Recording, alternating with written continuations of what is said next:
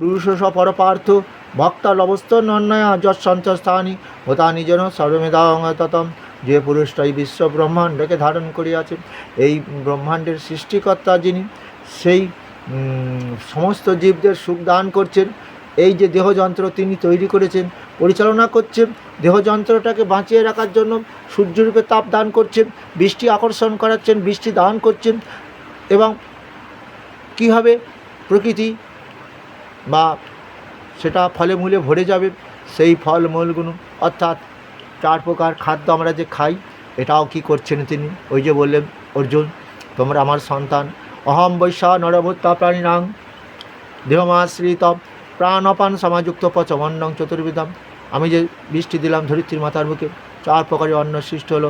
চর্বচুষ্য লেজ্জ পেয়, অর্থাৎ যখন তোমার দাঁত ছিল না তুমি পেয় খাদ্য খেয়েছো, সেটা হচ্ছে দুধ।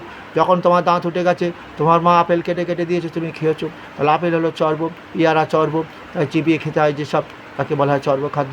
চুষ্য, কমলা লেবু অথবা সর্বতি লেবু চুষে খাও, চুষ্য খাদ্য। এবং তোমরা লেজ্জ চেটে খাও, চাটনি আমের, সেটাও আমারই সৃষ্টি। এবং তোমরা যে খাচ্ছ, আমি জঠর অগ্নিরূপে দেহের মধ্যে অবস্থান করিয়া ওগুলো পাচন ক্রিয়া অর্থাৎ পাকস্থলী থেকে গ্যাস্ট্রিক জুস খরনার, সেগুলো তো আমাদের হজম হয়ে যায়, সেটাও তো ভগবানের সৃষ্টি। কই আমরা আর্টিফিশিয়াল গ্যাস্ট্রিক জুস অর্থাৎ প্যানফর্টি র্যানট্যাক ইত্যাদি খেয়ে কি আমাদের হজম শক্তি বাড়াতে পারছি?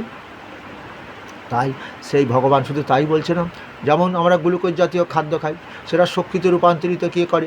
ইনসুলিন হরমোন, যেটা বিটাকোষ বসিয়ে দিয়েছেন দেহের মধ্যে, সেখান থেকে ক্ষরণ হচ্ছে এবং আমাদের ওই গ্লুকোজ জাতীয় খাদ্যটা শক্তিতে রূপান্তরিত করে দিচ্ছে। আবার দেখো এদিকে লিভার বসিয়ে রেখেছে, পিত্তক্ষরণ হয় ফ্যাট জাতীয় খাদ্যগুলোকে হজম করতে, প্যাঙ্ক্রিয়াস, আইলেটস অফ র্যাঙ্কহ্যান্স ইত্যাদি যন্ত্রগুলো বসিয়েছে, কিডনি, যেটা কি বিরাট ফাংশান, কি আমাদের বিষাক্ত পদার্থ মূত্রের মাধ্যমে বার করে দেয় দেহ থেকে। তাহলে যে প্রভু এইভাবে আমাদের দেহটাকে বাঁচিয়ে রেখেছে, এবং সেই প্রভুকে যদি শ্রদ্ধা ভক্তি দিয়ে ভজনা করা যায়, এটাই সেই প্রভু বলছে। এছাড়া আমি আর কিছুই চাই না।